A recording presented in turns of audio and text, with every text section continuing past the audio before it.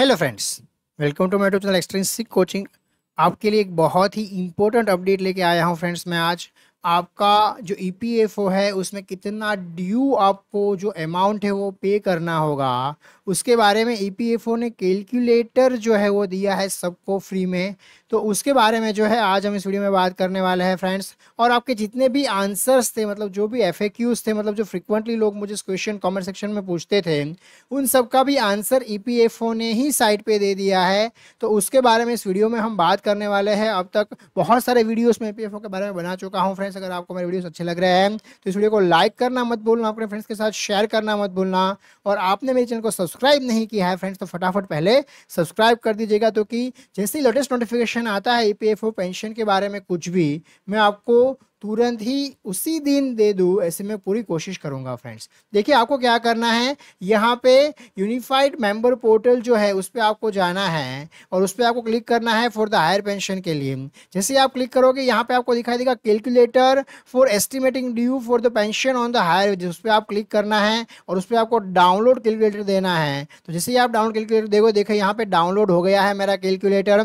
मैंने पहले से ही डाउनलोड करके रखा है, इसलिए मैं वहीं आपको खोल के दिखाऊंगा। और दूसरा, फ्रीक्वेंटली आस्क्ड क्वेश्चन के आप क्लिक करोगे तो तुरंत ही वो भी फाइल जो है वो डाउनलोड हो जाएगा आपका। तो जो भी आपका एफएक्यूज है उसके बारे में भी हम इस वीडियो में बात करेंगे। तो दोनों के बारे में जो है हम इस वीडियो में आज बात करने वाले हैं फ्रेंड्स। तो देखिए सबसे पहले हम बात करते हैं कैलकुलेटर के बारे में। तो आपका जो कैलकुलेटर है उसमें क्या दिया हुआ है, देखिए आपका जो है टोटल कैलकुलेशन सीट आपका 8.33% और आपका जो है 1.16% एम्प्लॉयर का शेयर से और ज्यादा, ये सारा निकाल के आपको कितना जो है पे करना होगा वो इस कैलकुलेटर में पूरा दिया हुआ है फ्रेंड्स। देखिए यहाँ से आपको डेटा डालना है 1995 से, अगर आप ज्वाइन किए हो तो 1995 से अगर आप ज्वाइन किए हो तो वहाँ से आप डेटा पूरा डाल सकते हो।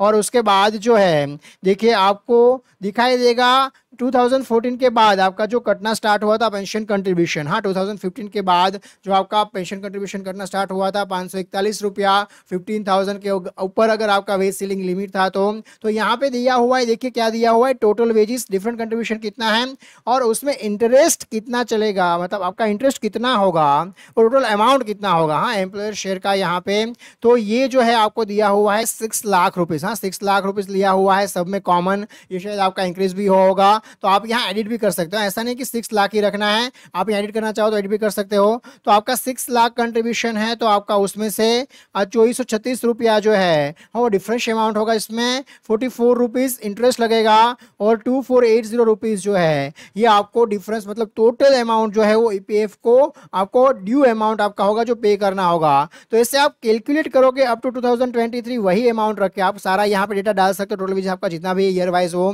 तो आपका टोटल अमाउंट जो है वो पूरा सम करके ऑलमोस्ट 60,000 जितना बन रहा है। तो देखिए 6 लाख पे 60,000, मतलब सीधा आप कैलकुलेशन कर सकते हो कि ऑलमोस्ट आपका 10% जो है, जो भी आपका वेजिस है टोटल वेजिस उसका 10% आपका ड्यू अमाउंट होगा। जितना भी आपने जो है वो ईयर वाइज आप काउंट करके 2014 के बाद आपका जितना भी सैलरी है टोटल वेजिस उसके बेस पे, टोटल वेजिस मतलब आपका बेसिक प्लस डीए आपको डालना है फ्रेंड, ठीक है। और amount payable till date of the payment in 2023-24 में क्या होगा उसके बारे में बताया हुआ है। देखिए अगर इफ पेड बाय 30 अप्रैल, मतलब इससे पहले आपने पेड कर दिया तो आपका अमाउंट इतना ही रहेगा। उसके बाद इंटरेस्ट बढ़ता जाएगा कि मंथ वाइज भी आगे मंथ भी काउंट होगा। तो अगर आप लेटेस्ट बाय सितंबर पे करते हो तो थोड़ा इंटरेस्ट ज़्यादा आपको पे करना पड़ेगा और थोड़ा अमाउंट भी ज़्यादा आपको पे करना पड़ेगा, मतलब ड्यू अमाउंट जो है आपका वो बढ़ जाएगा। और फिर भी यहाँ पे दिया हुआ है, ये तो आपको रफली कैलकुलेशन दिया हुआ है कि कितना अमाउंट आपको पे करना पड़ेगा। एक डिमांड नोट दिया जाएगा और डिमांड नोट के तहत आपको बताया जाएगा कि इतना अमाउंट आपको जो है वो पे करना पड़ेगा, ठीक है फ्रेंड्स। तो ये है एक्सेल शीट। इसके बारे में फिर भी आपको कोई भी डाउट है तो मुझे कमेंट सेक्शन में कमेंट करके पूछ सकते हैं। और दूसरा जो है यहाँ पे है जो एफएक्यूज है इसके बारे में हम बात करेंगे फ्रेंड्स। जो एफएक्यूज आपको दिए हैं उसके बारे में बात करते हैं। आपके अब तक जितने भी डाउट थे ईपीएफ हायर पेंशन के रिगार्डिंग, सारे डाउट का आंसर ईपीएफओ ने खुद ही दे दिया है। यहाँ पे सबसे पहला क्वेश्चन यहाँ पे दिया हुआ है, while submitting joint option online I get error message. ये बहुत सारे लोगों ने मुझे कमेंट सेक्शन में कमेंट करके भी पूछा था। Error SQE06 name is not as per UN। तो ये है EERR मतलब एरर SQE06। सो यहाँ पे आंसर क्या है उसका आपको क्या करना होगा, उसमें please provide name is the following application for validation of the joint option name as per PPO. आपका जो भी पीपीओ है या तो ज्वाइंट ऑप्शन अगर आप फॉर्म फिल करने वाले हो तो उससे नेम एज पर यूएन होना चाहिए। ठीक है, तो नेम जो है आपको एज पर यूएन, जैसे यूएन में लिखा हुआ है एग्जैक्टली वैसा ही नाम आपको डालना है, तो आपको ये एरर जो है SQE06 ये नहीं आएगा फ्रेंड्स। दूसरा है while submitting joint option online I get error this message, error message like ERR मतलब error SQE00 no details found against PPO. PPO के अगेंस्ट डिटेल नहीं है, मतलब ये भी काफी लोगों ने मुझे पूछा था। सो एरर SQE00 जो है online application should be feed by the member as per their details in the PPO और यूएन एस केस में भी। ठीक है, तो आपको ऑनलाइन एप्लीकेशन जो है वो फिल करना होगा, उसके लिए जो भी आपका पीपीओ में है उसके रिगार्डिंग जो भी डेटा पीपीओ में या यूएन में दिया हुआ है उसके जैसा ही ऑनलाइन एप्लीकेशन आपको यहाँ पे फिल करना होगा फ्रेंड्स। देन थर्ड ऑप्शन यहाँ पे दिया हुआ है, मतलब थर्ड क्वेश्चन जो है वो है यहाँ पे while submitting joint option online I get error message establishment not available against this member ID error SQE07। ये काफी लोगों को एरर आ रहा है friends, error SQE07 your member ID does not match with the PPO details, please enter the correct member ID and try again। ठीक है, आपका जो भी मेंबर आईडी है वो मैच नहीं हो रहा है पीपीओ का जो डिटेल है उसके अकॉर्डिंगली, तो आपको करेक्ट मेंबर आईडी जो है वो ट्राई करना है और मतलब फिर से आपको वो डालना है और ट्राई करना है। ठीक है, नेक्स्ट क्वेश्चन यहाँ पे दिया हुआ है जो काफी लोग पूछ रहे थे, while submitting joint option online I get error message error code ERR error ENC-DEC-OO। तो एरर कोड जो है ENC-DEC-O इसका मतलब क्या है, it may appear due to following reason, screen remaining ideal for too long, please refresh और close and try to submit again. मतलब बहुत सारा टाइम तक स्क्रीन अगर आइडियल रहा, आपने कुछ भी नहीं किया, आपने मतलब खोल दिया एप्लीकेशन फॉर्म फिल कर रहे हो और उसके बाद आपको पता नहीं है क्या डेटा डालना है, या तो आपका जो है वो इंटरनेट कनेक्शन चला गया तो स्क्रीन जो हो जाएगा वो आइडियल हो जाएगा उस केस में फ्रेंड्स, और ऐसा बहुत लंबे टाइम तक रहा, आपने रिफ्रेश भी नहीं किया हुआ है, तो ऐसा एरर मैसेज जो है आपको आ सकता है। और दूसरा ये भी हो सकता है कि DOB मतलब डेट ऑफ बर्थ और नेम मिसमैच हो, तब भी ऐसा आ सकता है। Please submit the details is following, आपको डिटेल डालना है application for the validation of the joint option name DOB as per PPO, मतलब नेम और डेट ऑफ बर्थ जो है वो जैसे पीपीओ में है वैसे ही डालना है अगर आप वैलिडेशन करवा रहे हो तो। और अगर आप जॉइंट ऑप्शन फिल कर रहे हो तो आपको नेम जो है और डेट ऑफ बर्थ जो है वो एज पर UAN ही डालना है, तो आपको पहले UAN में जाके पूरा डेटा वेरीफाई कर लेना है और जैसा डिटेल वहां पे दिया हुआ है एग्जैक्टली वैसा डिटेल डालोगे तो कोई एरर आने का चांस नहीं रहेगा फ्रेंड्स। नेक्स्ट दिया हुआ है fifth question, while submitting joint option online I get error message error code ERR SQE1422 exact fetch return more than requested number of रोज। देखिए यहाँ पे ऐसा एरर आ रहा है, एरर कोड है ERR SQE1422। तो this problem has been rectified, please try to submit again. मतलब अगर ऐसा आपको एरर कोड आपका आया है तो इस प्रॉब्लम को अब EPFO ने अपनी साइट पे रेक्टिफाई कर दिया है, आपको जो है वो फिर से एक बार ट्राई करना है एप्लीकेशन सबमिट करने के लिए। ठीक है, नेक्स्ट क्वेश्चन नंबर 6 यहाँ पे है, I am not able to activate UAN due to mismatch in the name in PPO and the Aadhaar and does not able to apply online for the higher pension.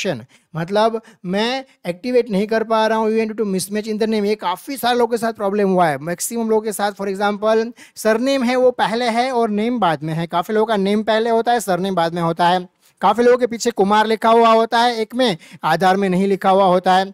तो ये सब जो है ये problems अगर आपको आ रहे हैं तो आपको क्या करना है, activation of UAN is not required, तो उसमें एक्टिवेशन ऑफ UAN रिक्वायर्ड नहीं है, please provide detail is follow, मतलब आपको डिटेल प्रोवाइड करनी है। अगर आप वैलिडेशन करवा रहे हो जॉइंट ऑप्शन का तो name and date of birth as PPO provide करना है, और अगर आप जॉइंट ऑप्शन फिल कर रहे हो तो name and date of birth as per UAN provide करना है बस, बाकी आपको UAN एक्टिवेशन करवाने की कोई भी जरूरत इस केस में नहीं होगी। ठीक है, 7 नंबर क्वेश्चन है, there is no option available to edit already submitted online online option, ये काफ़ी लोगों ने मुझे बोला था फ्रेंड्स, काफ़ी लोगों ने मुझे क्वेश्चन पूछा भी था कि सर हम एडिट नहीं कर पा रहे हैं, हमने गलती से IFSC कोड गलत डाल दिया है, हमने गलती से अकाउंट का नंबर जो है वो गलत डाल दिया है, तो इस केस में हम क्या करें। So no way to provide to rectify the mistake, upload correct document, ये काफ़ी लोगों ने पूछा है। तो देखिए स्पेशली यहाँ पे आंसर दिया हुआ है, button for the delete application has been provided for those who desire to file a fresh application.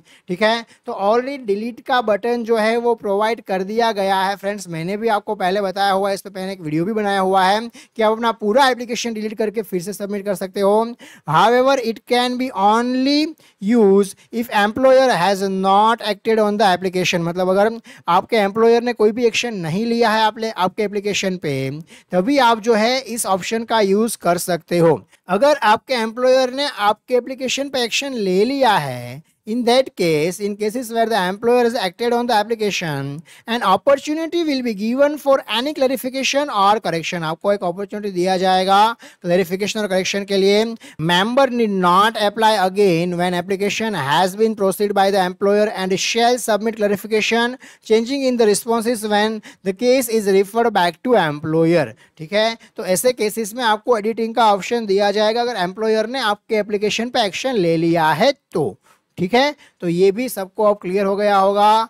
Next question, ये भी काफी लोग पूछ रहे हैं, my request for exercising of joint option under para 11.3 and 11.4 of EPS 95 was successfully submitted online, but due to some inadvertent error during the submission, employer rejected the application so that employer may submit request correctly, but I am not able to submit option second time at the portal। देखिए अगर आपको ऐसा problem face हो रहा है तो as per circular number pension POSW 2023 6911615 dated 3 May 2023, जिसके बारे में मैंने एक स्पेशल वीडियो बनाया हुआ है, an opportunity will be given for an clarification और correction, member need not to apply again when application has been proceed by the employer. अगर एप्लीकेशन एम्प्लॉयर ने प्रोसीड कर दिया है तो फिर आपको दूसरी बार अप्लाई करने की ज़रूरत नहीं है। Member need not to apply again when application has been proceed by the employer and shall submit clarification changing in the response when the case is referred back to employer. ठीक है, जब case refer back to employer किया जाएगा तो आपको जो भी change response करना है वो आप बता सकते हो। अगर फिर से मैं बता रहा हूं कि आपके एम्प्लॉयर ने आपका एप्लीकेशन प्रोसेस कर दिया है तो फिर आप कोई चेंज अभी उसमें नहीं कर पाओगे और दूसरी बार अप्लाई भी नहीं कर पाओगे। ठीक है, नेक्स्ट लास्ट क्वेश्चन यहाँ पे दिया हुआ है, how do I estimate my dues for the past contribution in the pension fund. तो a tool to estimate the amount will be provided shortly लिखा हुआ है, लेकिन ऑलरेडी प्रोवाइड कर दिया है, जिसके बारे में हमने पहले बात कर दी है। और further the exact amount will be communicated by the concern office in the demand notice after verifying the application and the ways details of the eligible applicant. ठीक है, तो एक ऑलरेडी टूल आपको दे दिया है कितना ड्यूज आपको पे करना होगा, एक्सेल शीट जो आप खुद डाउनलोड करके अपना डेटा डाल के आप चेक कर सकते हो। और फर्दर एग्जैक्ट अमाउंट फिर भी आपको दिया जाएगा by the demand notice and after verifying the application और वेज डिटेल्स, जो भी एप्लीकेंट है उसको एक डिमांड नोटिस मिलेगा जिसमें आपको बताया जाएगा कि इतना ड्यू आपको पे करना है to get the higher pension. ठीक है, तो होपफुली आपको फ्रेंड्स हायर पेंशन के रिगार्डिंग अब कोई भी डाउट नहीं बचा होगा। ऑलमोस्ट जितना भी क्लैरिफिकेशन चाहिए था सारा क्लैरिफिकेशन जो है EPFO ने दे दिया है, एक्सेप्ट आपको कितना पेंशन मिलेगा उसका कैलकुलेटर जो है वो अभी अपलोड नहीं हुआ है, शायद शॉर्ट टाइम में वो भी अपलोड हो जाएगा, जिससे आपको पता चल जाएगा कि आपका इतना साल हो रहा है, आपका इतना सैलरी है तो आपको इतना हायर पेंशन जो है वो मिल सकता है। ठीक है फ्रेंड्स, तो आपको फिर भी कोई भी डाउट है, कुछ भी आपको कहीं भी EPF हायर पेंशन के रिगार्डिंग कुछ भी समझ में नहीं आ रहा है, आप मेरा पूरा प्लेलिस्ट देख सकते हो जिसमें मैंने ऑलमोस्ट सब कुछ कवर किया हुआ है। फिर भी आपको कोई भी डाउट रह जाता है तो आप मुझे बेझिझक कमेंट सेक्शन में कमेंट करके पूछिए, जितना जल्द हो सके उतना मैं रिप्लाई करने की कोशिश करूंगा friends. Thank you very much.